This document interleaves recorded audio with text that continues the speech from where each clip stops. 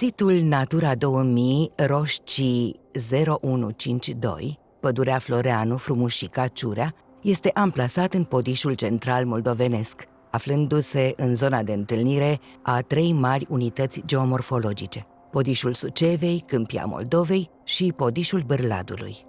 Suprafața sitului este de 18.917,20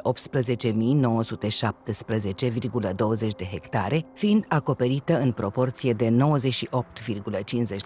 cu ecosisteme forestiere.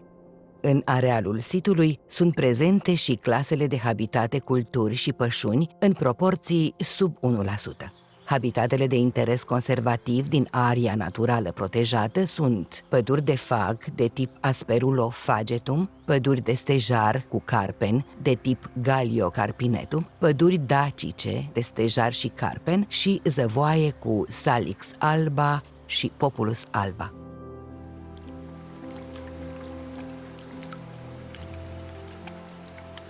Speciile de importanță comunitară protejate în acest sit Natura 2000 sunt vidra, lutra lutra, buhaiul de baltă cu burta roșie, bombina bombina,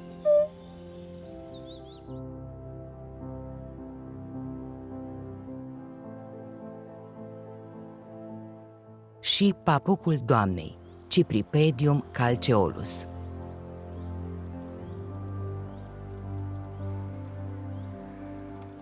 Situl Natura 2000 include între limitele sale rezervația Frumușica, rezervație naturală de tip forestier, cu o suprafață de 97,30 de hectare, desemnată prin legea numărul 5 din 2000. Orice intervenție a omului asupra habitatelor poate avea repercursiuni majore asupra echilibrului ecologic al habitatelor. Creșterea animalelor a fost identificată ca o activitate cu impact negativ asupra diversității biologice la nivelul sitului. O altă activitate cu potențial impact negativ asupra biodiversității ariei naturale protejate este și exploatarea ilegală a lemnului.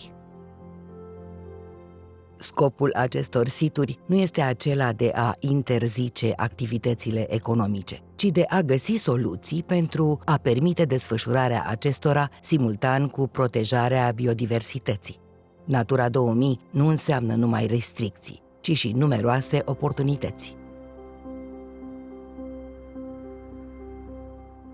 Protejați aria naturală, Pădurea Floreanu, Frumușica, Ciurea. De acțiunile tuturor depinde conservarea și promovarea patrimoniului natural. Natura nu este o moștenire primită de la străbuni, este un împrumut de la copiii noștri.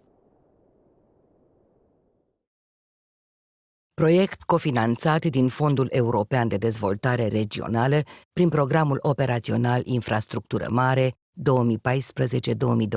2014-2020.